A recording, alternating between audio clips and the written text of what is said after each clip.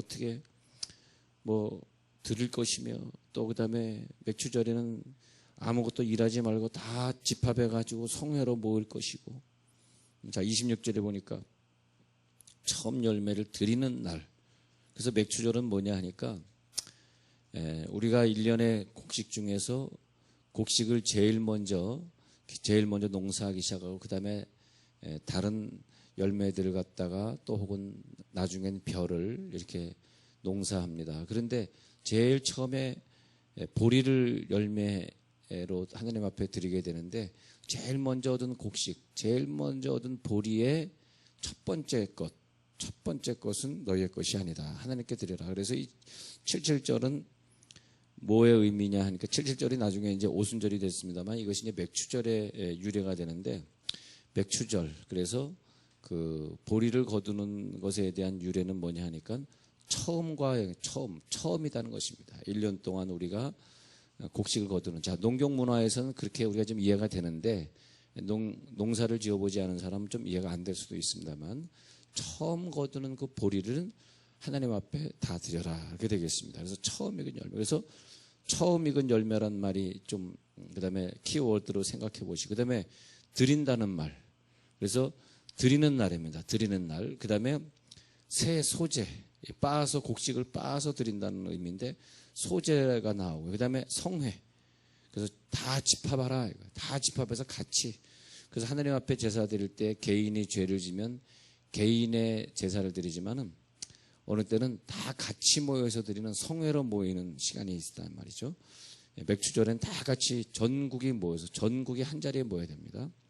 그랬고요. 아무 일도 하지 말 것이며, 그때는 일을 하지 말라, 또 그렇게 되어 있고요. 그 다음에 27절에 보니까 뭐 몇 마리 해가지고 번제로 드려라, 향기로운 번제. 그래서 태워서 드려라, 또 그렇게 되어 있고요. 또 그 다음에 몇 분의 몇을 드려라 해가지고 하나님 앞에 어떤 것을 드리는, 어떤 나눠서 드리는, 뭐 11조를 드린다든지 그런 걸 드리는 날이다. 예. 그래서 뭐 10분의 3을 드리고, 29절에 보면 10분의 1을 드리고, 이러면 그 다음에 30절에 속죄하기 위하여, 또 그날은 뭐냐 하면 그럼으로써 우리의 죄가 속죄되는 날이다. 그렇게 되겠죠. 속죄되는 날이다. 그 다음에 또 중요한 단어가 뭐냐면, 맥추절에는 31절에서 흠 없는 것으로 드려라.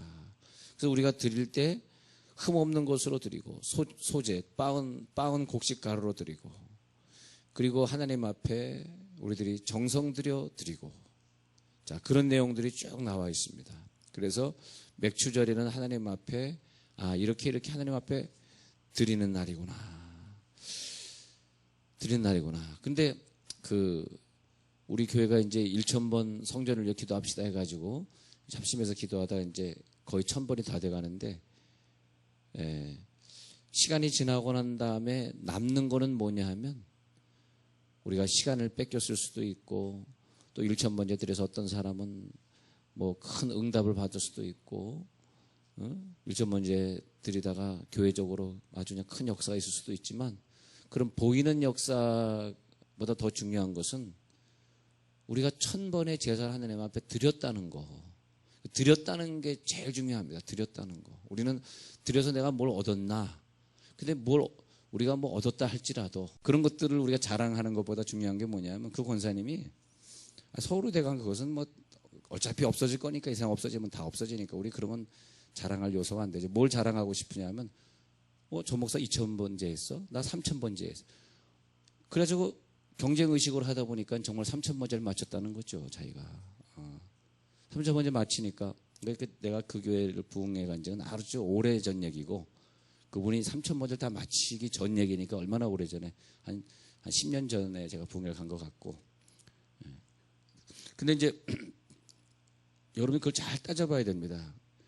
이게 없어질 것을 하나님 앞에 감사할 것이냐, 영원한 것을 감사할 것이냐. 영원한 것을 감사해야 되는 거더라고요. 영원한 것. 우리 아이가 대학 붙었어. 그것은 크게 감사할 내용은 아니에요. 왜냐하면 우리 아이가 연세대학 붙었어. 그러면 서울대학 붙은 사람 보면 또 화가 날 거 아니에요. 그것은 상대적인 감사는, 저는 실제적으로 그렇게 생각합니다. 만약에 우리가 어떤 친구를 만나고 싶어서 어떤 친구에게 뭘 좀 부탁할 게 있어서 뭐 귀한 선물도 준비하고 그리고 다 뭘 중요한 시간에 그 친구를 만나러 갔는데 그 친구에게 뭘 부탁하러 갔는데 그 친구가 문을 안 열고 날 안 받아준다면 얼마나 섭섭하겠어요.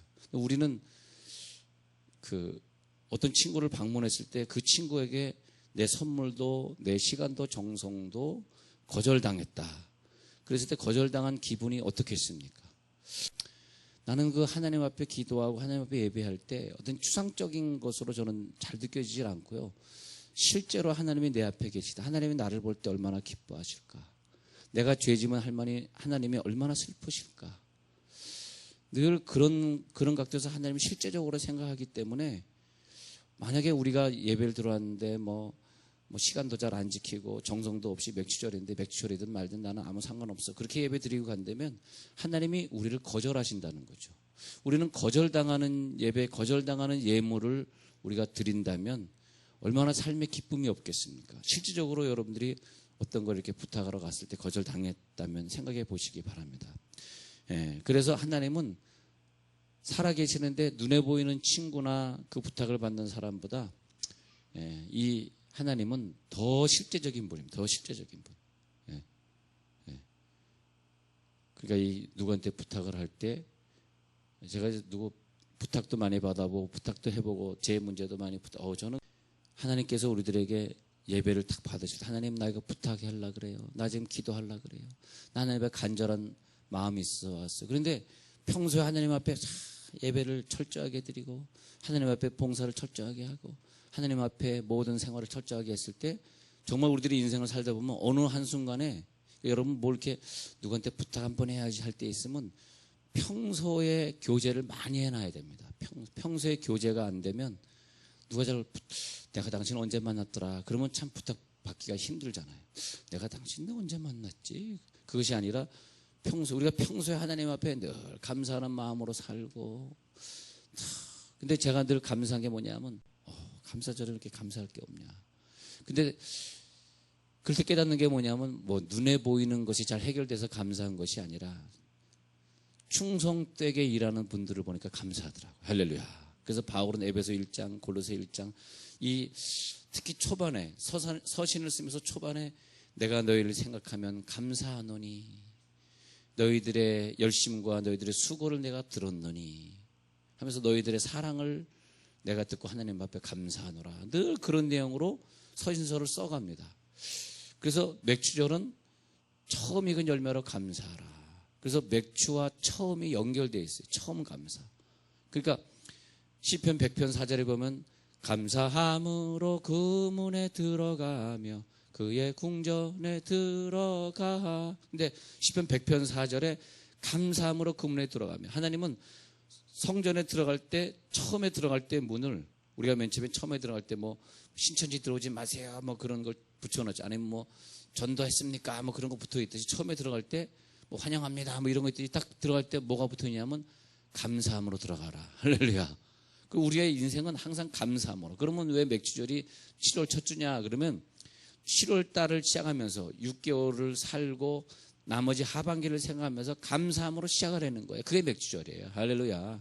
이 7월도 한 달도 시작할 때 맥주절 감사로 시작하고 6개월을 시작할 때도 감사로 시작하라. 그래서 감사함으로 그 문에 들어가며 그 궁정에 들어가 여호와를 찬송하고 그의 선하심을 감사할지어다.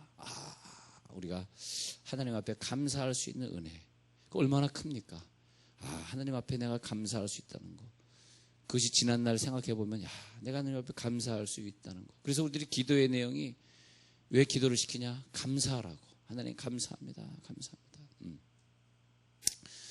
그래서 다니엘은 자기가 바벨론에 끌려갔을 때 처음부터 하나님 앞에 늘 감사의 기도를 작정 기도할 때는 21일 작정 기도. 요즘에 건축을 앞두고 금식하는 분들이 많고 또 주중에 나와서 기도하는 분들이 많은데 시간이 지나가 보면 건축물이 남는 게 아니라 그분의 기도가 영원히 남는 것들이니까요. 그 금식한 게 영원히 남는 것들이에요. 또 이번 주간에도 누가 또 3일 또 금식하고 있고 온전한 금식하고 있고 배도 굉장히 고프겠어요. 그런데 계속해서 그 남자분이 3일 동안 금식하는 걸 보면서 야, 얼마나 힘들까 그런 생각을 해봅니다. 그런데 생각해 보니까 하나님이 우리 가운데 이런 은혜를 주셨구나. 근데 다니엘은 금식하고 21일 작전기도 하고 채식하고 또 작전기도 하고 그러면서 항상 다니엘은 감사하면서 기도했다고 성경에 기록되어 있어요. 감사하면서 기도하니까 그 다음에 벌어지는 일들이 사자굴에 가서도 하나님이 도와주시고, 그리고 또 느부갓네살 왕이 꿈을 꿨는데 그 꿈을 해석할 수 있는 또 은사도 주시고, 지금의 감사라면 그 다음에 따라오는 자연스러운 능력은 더 많은 거더라고요. 근데 그 뒤에 따라오는 것을 기대하면서 감사하는 건 감사가 아닙니다. 내가 열심히 감사 생활을 했는데 내 뒤에 따라오는 것이 아무것도 없다 할지라도 그래도 그 감사했던 것이 영원히 남으니, 여러분 무엇을 기대하고 감사하지 맙시다. 그건 감사가 아닌 것 같아요. 무엇을 바라고 감사하지 맙시다. 그냥 내가 구원받은 것에 대한 감사. 에베소 1장에 보면 1장 4절에서 바울은 찬송하리로다 감사하리로다 하면서 나를 창세전에 택한 하나님께 감사해서 나를 창세전에 택해 주시고, 아니 바울이 빌립보 감옥에서 사도행전 16장에 빌립보 감옥에서 제 감옥에 있을 때 뭐가 감사할 수 있겠어요? 당신 내일 사형당해 죽어, 내일 죽을 때까지 감옥에 좀 있어. 감옥에 쳐넣습니다. 그리고 그냥 이 쇠고랑에 걸려있는 그 채찍으로 막 바울과 실라를 막 후드려 쳐가지고 살점이 뚝뚝 떨어져 나고 온몸이 피투성입니다. 막 생각해보세요. 온몸이 막 피투성이에요. 예.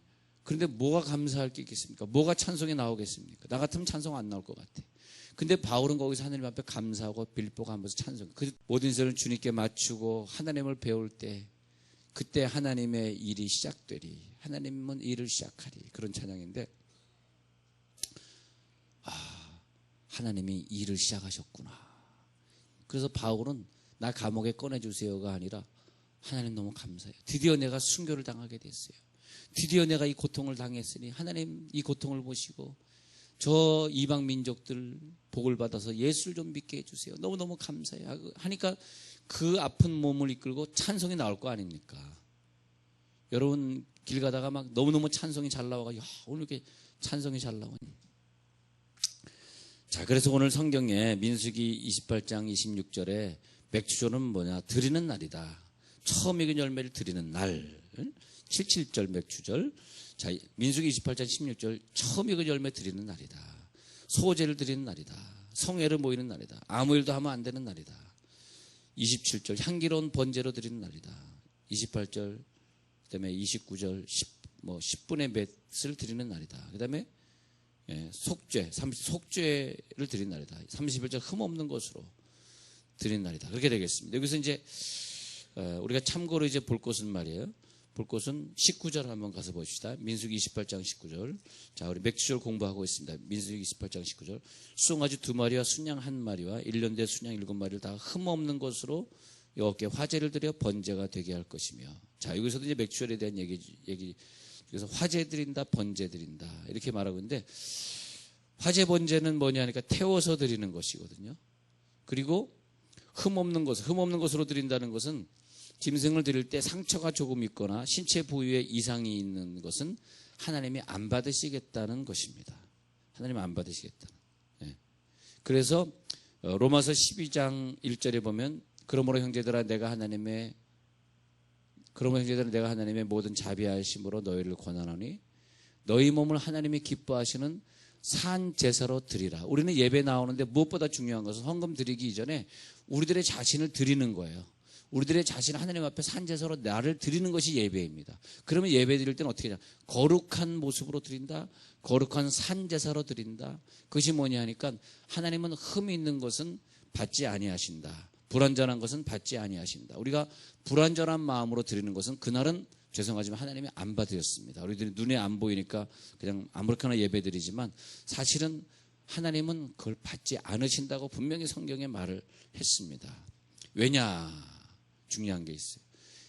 우리가 구원받을 때 어떻게 구원받는지 아세요?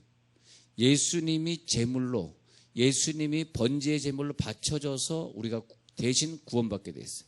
아니면 우리가 불에 타가지고 철철 불이 끓는 그 지옥에 가서 우리가 죽어버려야 되는데, 대신 예수님이 번제물, 불에 타는 제물로 바쳐졌는데 어떻게 바쳐졌냐? 흠없는 예수님으로, 흠없는 어린 양이라 굉장히 중요합니다. 그래서 예수님은 흠없는 어린 양으로 바쳐져야 되겠기에 살면서 죄를 짓지 못했습니다. 그걸 결혼도 하지 못했습니다. 깨끗한 모습으로 하나님 앞에 바쳐져야 됐어요. 거짓말도 한마디 못했습니다. 많은 금식을 하시고 오셔가지고 선한 일, 좋은 일만 하셨습니다. 즉 병자를 고쳐주시고 귀신을 쫓아주시고 세리 죄인 집에 가서 그들을 식사하시고 어린아이를 끼워안고 기도하시고 그 채찍에 맞으시면서 불평 한마디 없으시고 십자가에 돌아가시면서 저들의 죄를 용서하시옵소서. 저들이 무슨 일을 하는지 알지 못함이니이다. 예. 가룟 유다도 책망하지 못하셨어요. 왜? 흠없는 분으로 바쳐져야 되니까. 결혼 생활도 좀 흠이 없이 좀 됐으면 좋겠습니다. 할렐루야. 자녀를 키우는 교육 생활도 좀 흠이 없는. 근데 예수님이 흠이 없이 바쳐졌기 때문에 너희도 제사를 드릴 때 흠이 없는 모습으로 드려라. 맞죠? 예수님도 우리를 구원하실 때 흠이 없는 양으로 바쳐졌다면 우리가 그래서 구원받았다는 깨달음이 오늘 아침에 있으면 우리가 하나님 앞에 내 자신도 흠이 없는 모습으로 드려라. 이렇게 연결되겠습니다. 자, 매치가 되시죠? 네. 예수님이 나를 위해서 흠이 없이 드렸기 때문에 그래서 하나님은 그것이 곡물이든 짐승이든 어떤 것이든 하나님 앞에 드릴 때는 가장 귀하고 가장 좋은 것으로 드려라. 가장 최고의 제사를 드려라. 그렇게 되겠습니다.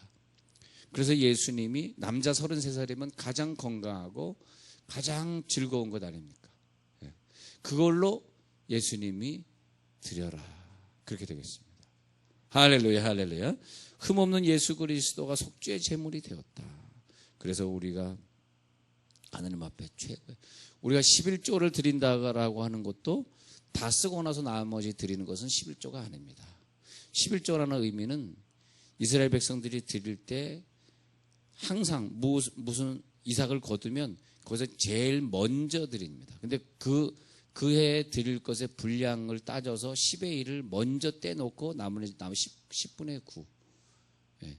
그 여러분들이 만약 식당을 하면 첫날 번 것으로 따져가지고 10분의 1을 계산하셔야 됩니다.